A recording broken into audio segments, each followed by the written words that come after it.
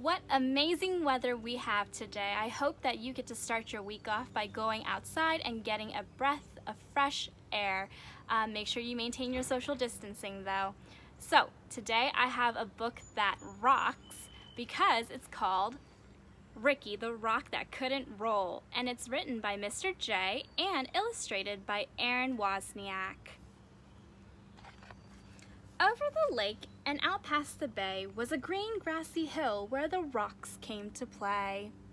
They would race to the top to take in the view, then roll their way down the way rocks love to do. There was Kip, Pip, and Chester, and Marvin the Boulder. Ignatius played too, though he was much older. And a group called the Pebbles never ever sat still, zigzagging their way up and over the hill. Kai was a meteorite and not from this planet, and Maya was lava but taken for granite. Stu was the smart one, Parker the clown, and grumpy old Ebert rolled round with a frown. Gabby was sassy, Lizzie had flair, Emma was giggly, and Hud had black hair. But the one trait that seemed to be shared by them all was that every rock there was shaped like a ball, and because they were round, they could easily roll through the grass past the lake, up and over the knoll. Except for poor Ricky, who quietly sat. You see, Ricky couldn't roll because one side was flat.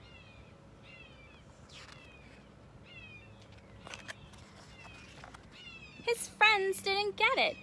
"Come roll," they would chant.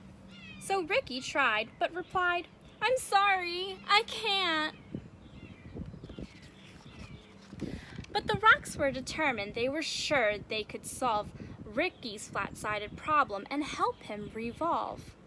So Marvin the Boulder, with his impressive physique, carried Rick all the way to the hill's grassy peak. Then he pushed him down the hill, yelling, "Keep rolling, kid!" But Rick didn't roll, he just kind of slid.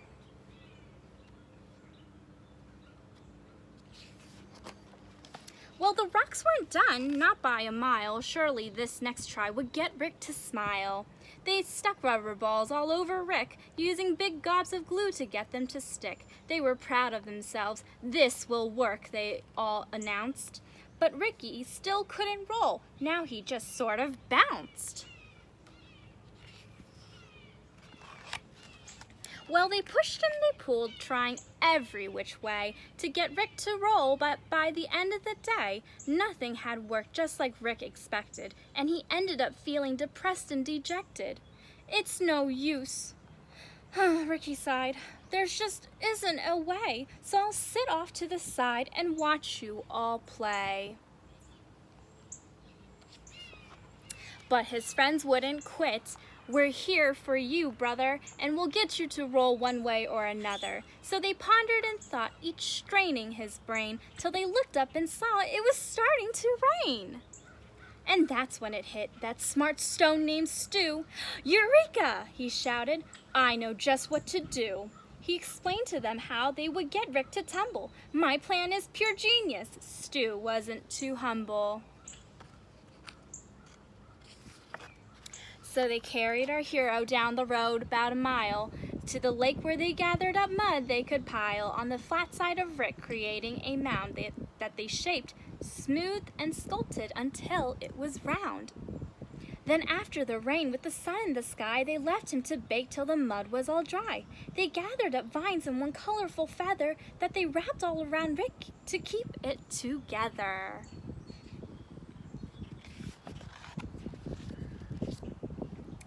When the last knot was tied and the work was all done, the only step left was for Rick to have fun. They stood back and watched, feeling nervous and tense, as Rick breathed in deep with increasing suspense. He moved slowly at first, testing out his new mold, and then, for the first time,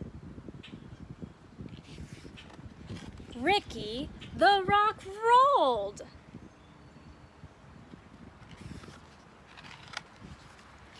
So Bria, the ladybug, who'd been there from the start, felt a surge of purest joy swell up in her heart. She thought as she watched her friends play on the hill that there's always a way if there's always a will.